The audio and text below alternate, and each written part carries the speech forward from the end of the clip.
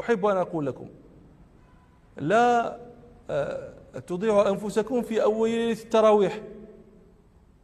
التراويح تسبق الصيام لا تعقب الصيام.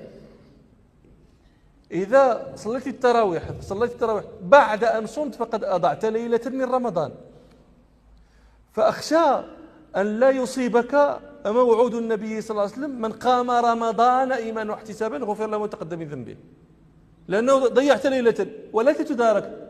ما تقولش لا أنا هذيك الليلة اللي ضيعتها من ولد رمضان غادي نقوم الليلة ديال الأولى شوال.